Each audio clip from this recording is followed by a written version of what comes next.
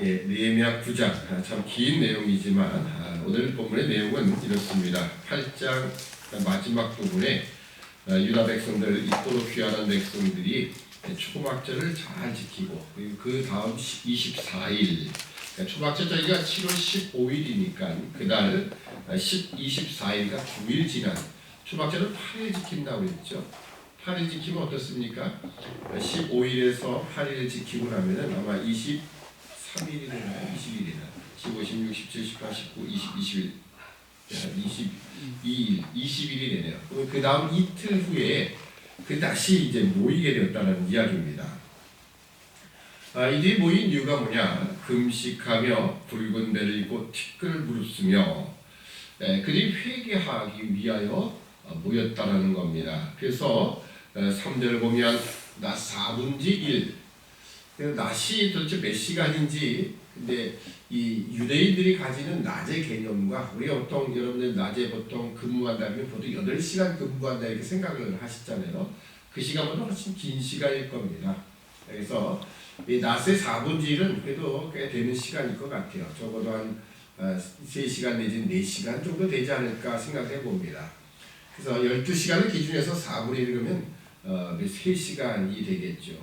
3시간 정도를 그의 말씀 앞에, 그리고 3시간은 그의 자복하고 회개하는 이런 운동을 했다. 그런 이야기가 이제 앞쪽에 기록되어 있습니다. 이들이 초막절을 지키면서 사실 크나큰 그들에게 깨달음이 있었던 건 틀림이 없는 것 같습니다. 특별히 우리가 이제 어제 자세하게 살펴보진 않았지만 이 초막절 절기를 지키는 그 이야기 가운데 본문에 이런 이야기가 있었습니다. 8장 17절 말씀 보면 사로잡혔다가 돌아온 회 무리가 다 초막을 짓고 그 안에 거하니 눈의 아들 여호수아 때로부터 그날까지 이스라엘 자손이 이같이 행함이 없었으므로 이에 크게 즐거워하며 그들이 초막절 절기를 지켰는데요. 언제부터 이렇게 지킨 적이 없다라고 합니까? 여호수아 때부터. 그래서 제가 다시 한번 열왕기와 역대기를 한번 살펴보았습니다. 열왕기와 역대기 가운데 물론 이제 우상 숭배 역사가 거의 대부분이었죠. 그러니까 결국은 바벨론 포로로 끌려가게 되었고요. 그래서 그 열왕기 시대 때 보면 가끔가다 선한 왕, 유다 가운데 선한 왕이 등장을 해서 종교 개혁을 일으키고 그리고 나서 꼭 절기를 지킨 적이 기록되어 있습니다. 근데 그때 보니까는 히스기야 왕 때도 종교 개혁을 하고 그들이 지켰던 것이 유월절입니다. 요시야 왕 때도 그들이 종교 개혁을 일으키고 지켰던 것이 유월절이에요. 그 유월절만 지켰더라고요. 그러니까 물론 그것도 유월절도 이들에게서는 유월절이라든지 그다음에 맥추절 그리고 이 장막절은 해마다 이들 3번 지키도록 되어 있는데 제대로 안 지켰어요.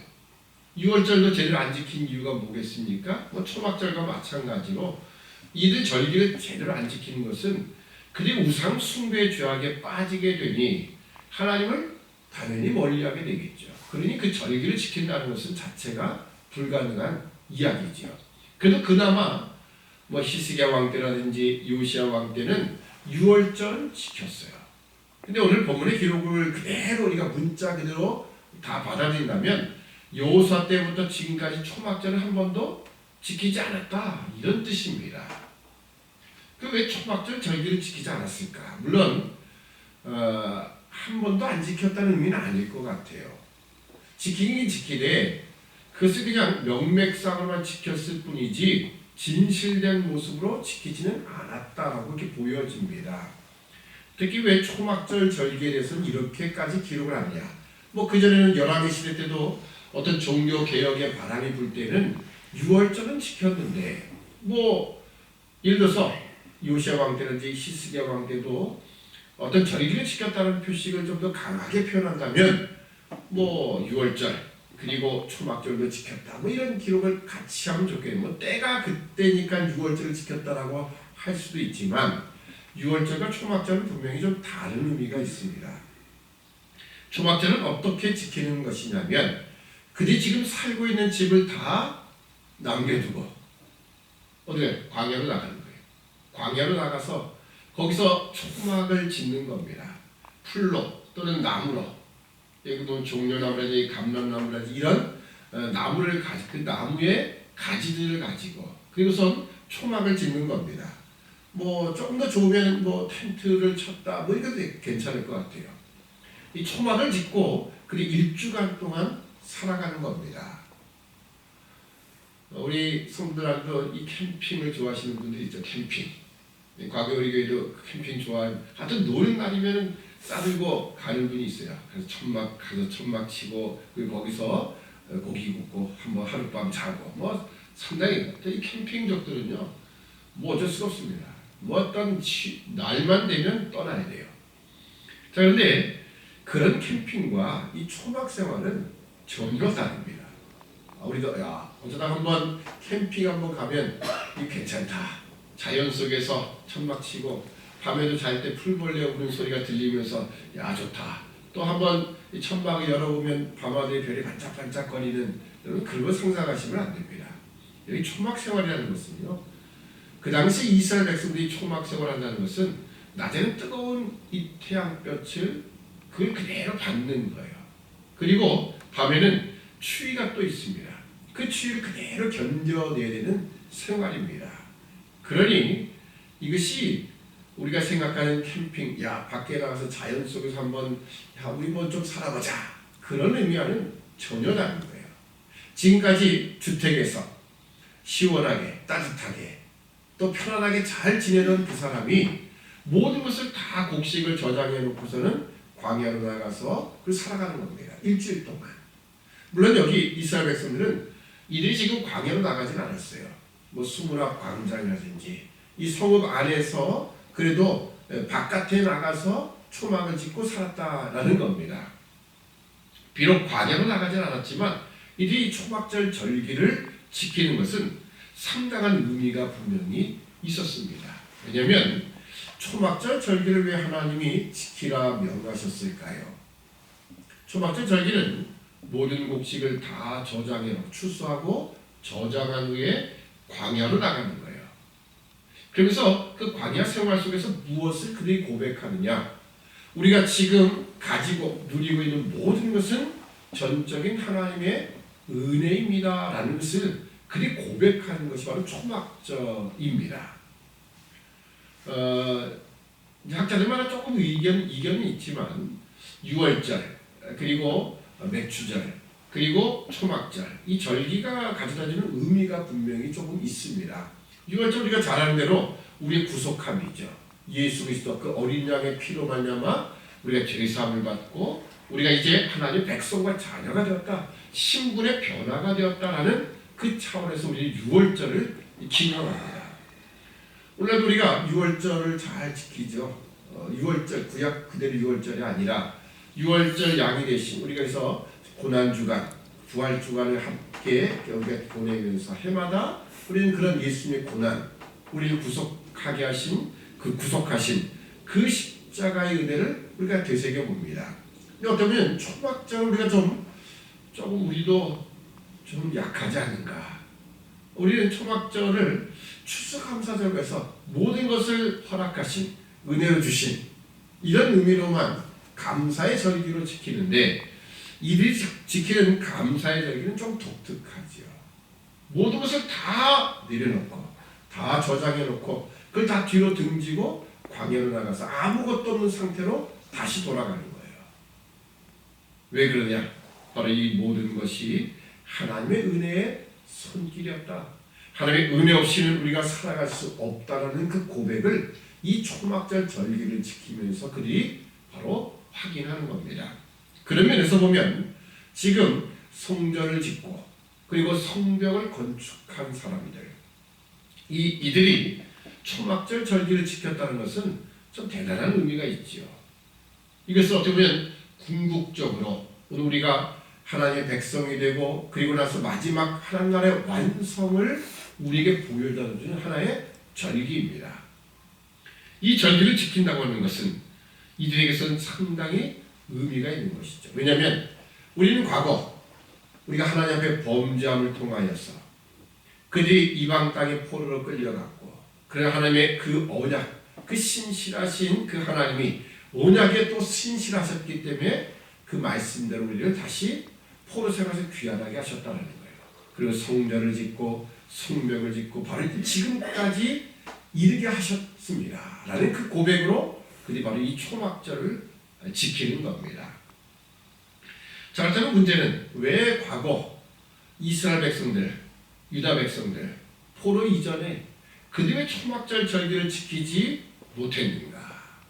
왜 그들이 초막절 절기를 지키지 않았겠습니까?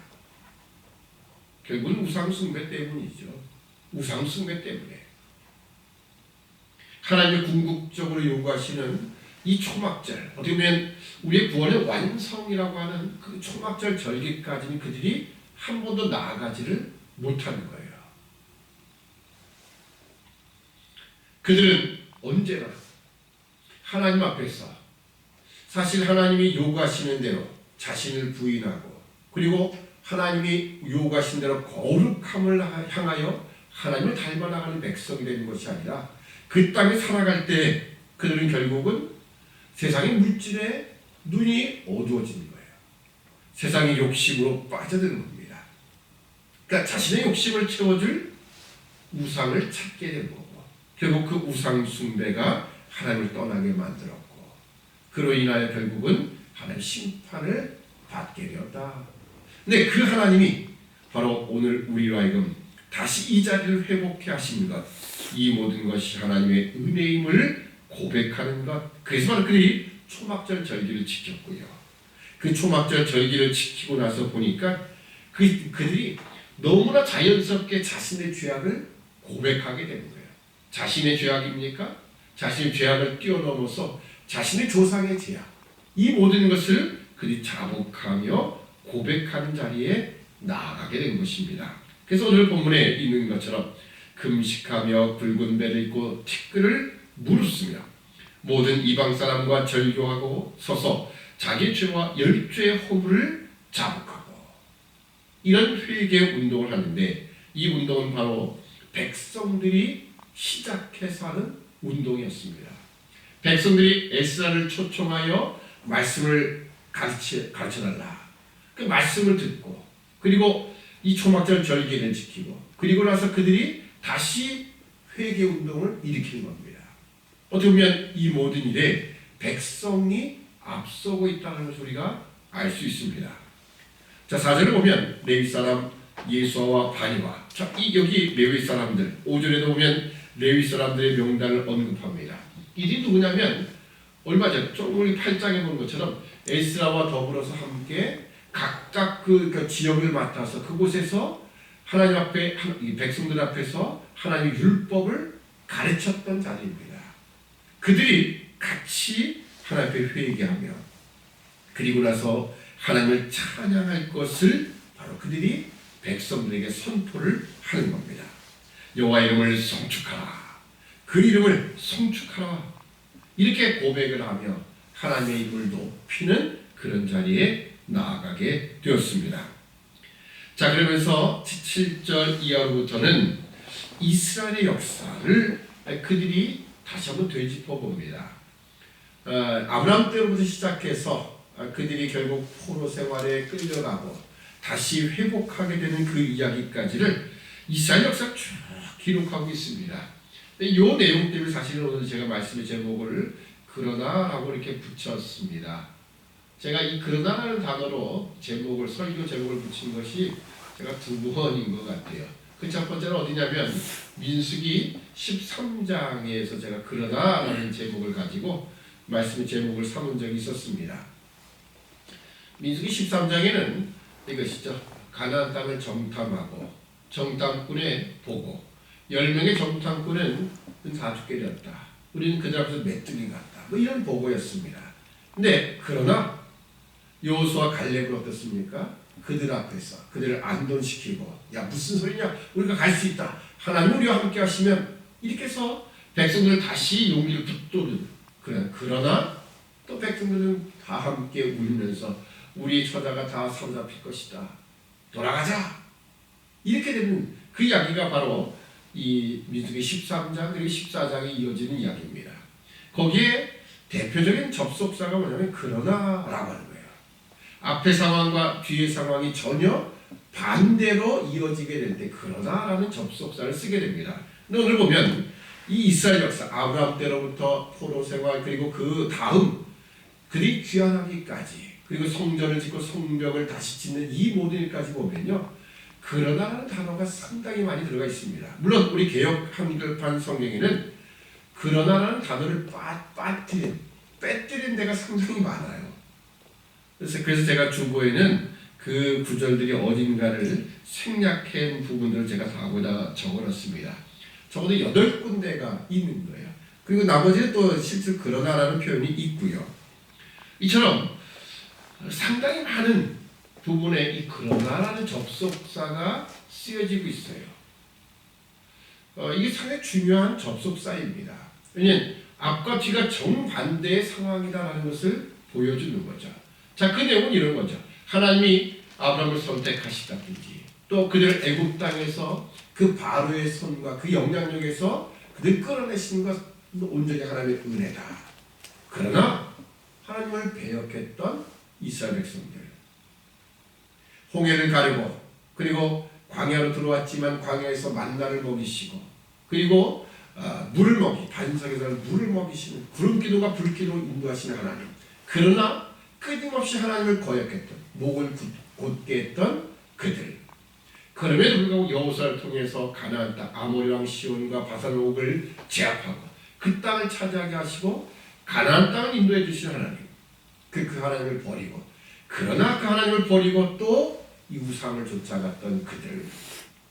결국 그들이 다시 하나님의 그 징을, 수많은 선지자들을 통해서 하나님이 경고하셨지만 그러나 그것조차도 듣지 않았던 그들. 하나님 결국은 바벨론 포로라는 그 엄청난 시련을 겪게 하시죠. 그러나 또 하나님은 언약에 신실하셔서 아브라함에게 하신 그 언약을 기억하셔서 그들을 또 에레미야에게 하신 언약을 성취하시려고 다시 포로 생활에서 돌아오게 하셨다. 이 모든 일에 전부 계속 그러네요. 하나님은 언약에 신실하시다. 은혜를 베푸신다. 그러나 배역됐던 이스라엘 백성들. 이 그러나가 참 중요한 단어입니다. 그래서 이 그러나라는 단어를 통해서 우리가 확인해 볼 것은 과연 우리의 신앙은 어떤 면에서 그러나가 사용되느냐라고 하는 겁니다. 하나님이 은혜를 베푸셨는데, 하나님이 이렇게 우리를 구원의 자리로, 그 백성된 자리로 인도하셨는데, 그러나 우리는 세상 욕심을 따라 사느냐, 그런 것을 확인해 봐야겠지요. 하나님이 이렇게 말씀하셔도 그러나 하나님 저는 이게 더 좋습니다. 이걸 좀 얻어야겠습니다. 라고 하는 것은 아닌지. 우리는 성경의 기록을 통해서 우리의 죄악과 우리의 불순종, 이것에도 불구하고 그러나 끊임없이 언약하셨기에 그 언약에 신실하신 하나님을 우리는 발견하는 겁니다.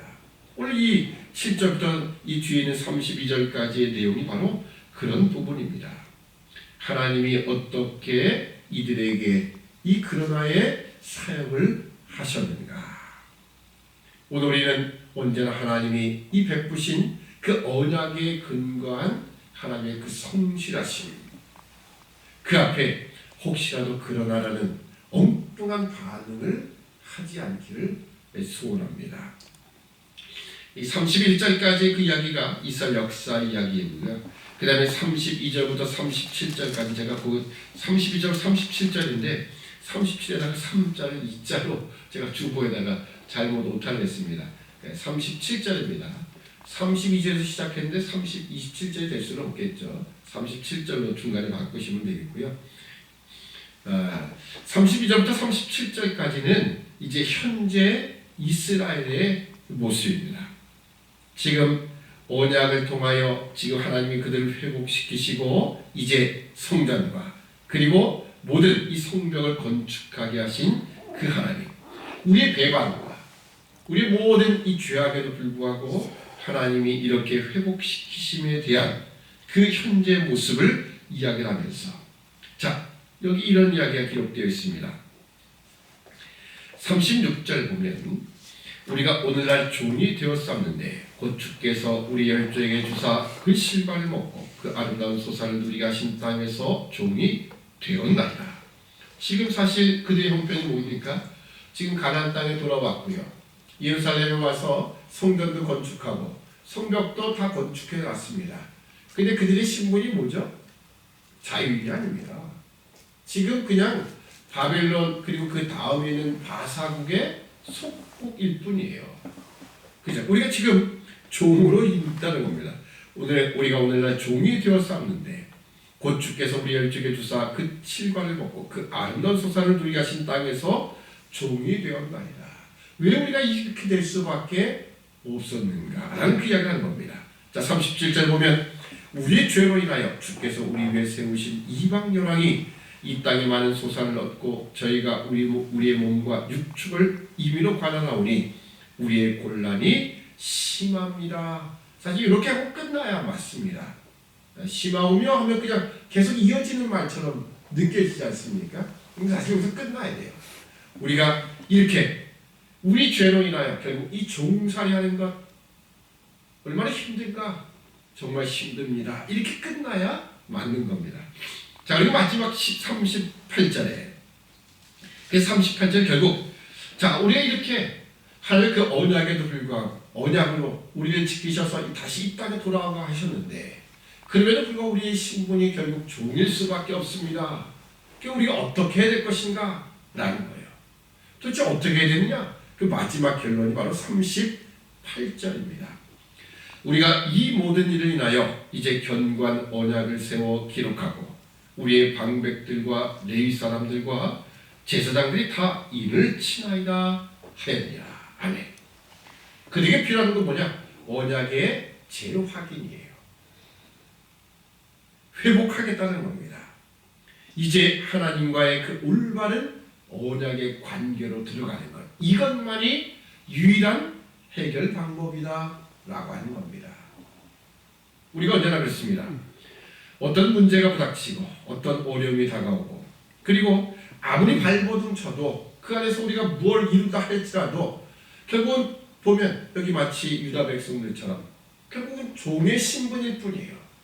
성전을 건축하고 성벽을 건축하고 이제 뭐 됐다 라고 했지만 결국은 이방 왕 밑에서 있는 종에 불과할 뿐이라는 거예요. 여기서부터 우리가 나아갈 방향은 뭐냐? 결국은 하나님과 언약을 재확인하는 거예요. 우리가 하나님이 어떤 은혜를 우리에게 어떤 은혜를 베푸시고 그 은혜를 통하여서 우리에게 어떤 길로 가고자 원하시는가? 그 길로 나아가기 위해서 다시 언약을 확인하고 그래서 이 백성들 모두가 방백과 레위 사람과 제사장들이 다 인을 치는 겁니다. 그렇습니다. 우리가 하나님과 다시 이 언약에 신실하기로 우리도 그 길로 걸어가기로 다짐합니다 라고 하는 그 고백을 하는 겁니다.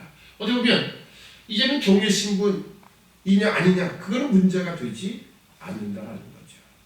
우리가 하나님과 언약을 다시 세우며 그 언약의 백성으로 살아갈 수 있다면 그 어느 것도 아무런 문제가 되지 않는다라고 하는 겁니다.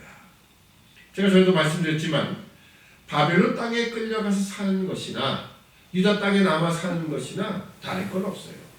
지금 이 상황도 마찬가지죠. 그냥 지역만 바뀌었을 뿐이에요. 과거 바벨론 포로 끌려가기 전에도 이 유다 땅, 이 이스라엘 땅에서 그냥 농사 짓고 사는데 그때 누구에게 세금 바쳤습니까? 그냥 유다 왕에게 바치는 거예요. 백성들 입장에서 보면요. 바벨론 땅에 가서는 물론 조세 제도가 달랐긴 하겠지만 그 땅에 가서는 어떻게 했습니까? 누구에게 바치는 거? 똑같이 농사 짓고 먹고 사는데 그 바벨론 왕에게 바치는 거예요. 지금은요. 유다 땅에 다시 돌아와서 다 짓고 했지만 결국 누구에게 세금을 바치느냐? 바사 왕에게 바칠 뿐입니다. 그러니까 세상의 형편은 바뀐 건 없어요.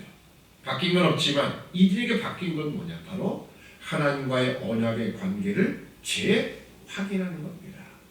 그 언약의 백성으로 살아가는 거예요. 여러분 우리가 예수 믿는다고 해서 우리 이 땅에서 삶 자체가 완전히 천지개벽하듯 바뀌지 않습니다. 예수 믿기 전에는 아무리 뭐 발버둥 쳐도 돈 하나 못 벌고 돈 하나 못 모았는데 예수 믿었더니 갑자기 돈을 많이 벌게 되었다. 여러분 그런 게 아닙니다. 그게 우리의 변화가 아닌 거예요. 우리의 변화는 언제나 하나님과의 언약의 관계 안으로 들어가는 겁니다. 어떤 고난이 와도 그 고난 속에서 우리는 항상 하나님과의 언약을 재확인하는 거지요. 제가 주변에는 그 외국 썼는지 모르겠는데 결국 고난이라고 하는 것은요, 오늘 우리에게 있어서 고난은 바로 우리가 더욱더 성숙해 만드는 거예요. 보통 요즘은 그런 게 좀 많이 없어진 것 같아요. 근데 약간 시대적인 상황이라 생각합니다. 보통 옛날에는요, 아무리 철부지 아이 남자라도 군대만 갔다 오면 철이 든다. 군대 갔다 오면 철이 들어요. 이상하게 효자가 다 되고. 근데 지금은 별로 그런 거 아니에요. 군대 가서 별로 고생을 안 해서 그런 것 같아요. 근데 군대는 가면 좀 고생을 좀 해야 돼요. 물론 인권적인 면에서 뭐 다 무시하고 그런 면은 아니지만 좀 고생을 해봐야, 그래서 이 고난을 통해서 더 성숙되는 모습이 생겨나는 것 같아요. 우리가 고난을 통해서 결국 바벨론 포로라는 이 생활을 통해서 그에게 얻어지는 것은 뭐냐? 하나님과의 언약의 관계를 재확인하는 거예요. 그러니까 우리는 하나님의 백성이다, 하나님만으로 사는 사람이다 라는 것을 그들이 확인하는 거예요. 결국은 이 일 때문에 포로 이후에는요, 우상 숭배의 모습이 사라지게 되는 거예요. 그러니까 우리가 언제나 기억할 것은 우리가 하나님 앞에서의 그 언약의 관계, 결국 우리가 하나님의 언약의 백성이다, 그 하나님의 신실하심 앞에 우리가 언제나 항복하며, 비록 우리 세상의 형편은 바뀌지 않는다 할지라도 우리는 하나님 앞에 온전한 이 언약의 백성의 자리로 가겠습니다. 그런 결단이 우리에게 필요할 것입니다. 기도하겠습니다. 사랑의 아버지 하나님, 은혜와 사랑을 참으로 감사합니다. 하나님의 은혜를 베푸시고 우리에게 하나님 백성된 자리로, 하나님의 그 은혜 언약 안의 자리로 불러주셨건만, 그러나 우리는 세상의 욕심을 따라 살던 우리의 모습이 아니었습니까? 하나님은 어쩔 수 없이 그들의 배반 때문에 그들을 고치기 위하여 그들을 바벨론 포로로 삼으시고 세상에서 고통과 아픔과 고난을 겪게 하신 후에 그를 다시 언약의 자리로 불러주시니 이들이 변화되어 결국은 하나님과의 그 언약을 재확인하며 이제 우상 숭배 죄악으로 떠났던 것을 우리가 기억하며 오늘 우리의 삶이 이와 같이 하나님의 은혜의 언약 안에 은혜의 언약 관계로 다시 한번 들어가기를 소원합니다.